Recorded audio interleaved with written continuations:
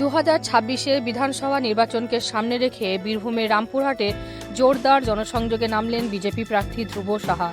এদিন কাদাডিহি মনসা মন্দিরে পুজো দিয়ে কর্মসূচি গ্রহণ করে একাধিক গ্রাম ও বুথ এলাকায় ঘুরে মানুষের সঙ্গে সরাসরি কথা বললেন তিনি। ভেড়াবাথর, জেঠুপাড়া, উপরজোল, কদমপুর থেকে জিন্দারপুর, নবগ্রাম প্রতিটি এলাকাতেই ছিল ভিড় চোখে পড়ার মতো। বিশেষ করে মহিলাদের স্বতঃস্ফূর্ত অংশগ্রহণ নজর কাড়ে। কোথাও মঙ্গল ঘট, কোথাও আবার তিলক ও পুষ্পস্তবকে প্রার্থীকে বরণ করে নেওয়ার দৃশ্য ধরা পড়ে। সাধারণ মানুষের সমস্যার কথা শোনার পাশাপাশি উন্নয়নের প্রতিশ্রুতিও দেন ধ্রুব সাহা।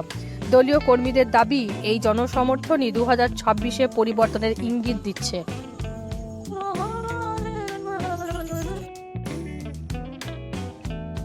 দেখুন, আজকে কাপিস্টা অঞ্চলের বিভিন্ন গ্রামে আমরা মানুষের সঙ্গে নিবিড় সংযোগ ঘটালাম। আমার মায়েরা, আমার বোনেরা, ভাইরা যে উৎসাহ উদ্দীপনা দেখিয়েছে, যদি না বলা কথা শুনতে পারি, চোখের ভাষা যদি বুঝতে পারি, তবে করিনি তো ভুল আমি একজন।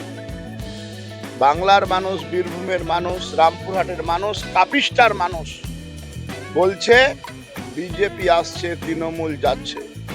বেকার যুবকের কর্মসংস্থান চাই, মা বোনেদের নিরাপত্তা চাই, বেকার যুবকের কর্মসংস্থান চাই, আগামী ভবিষ্যতের সুস্থ সমাধান চাই, বাংলাকে সনাতনীদের নিশ্চিত নিরাপদ জায়গা হিসাবে রাখতে চাই। এই বাংলার সংস্কৃতি আরবি সংস্কৃতি কেউ করতে দেবে না।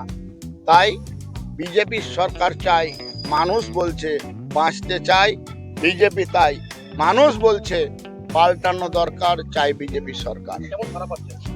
আপনি আপনার ক্যামেরার মাধ্যমে দেখে নিন মানুষ কি বলছে, চারিদিকে মানুষের ছবি কি বলছে।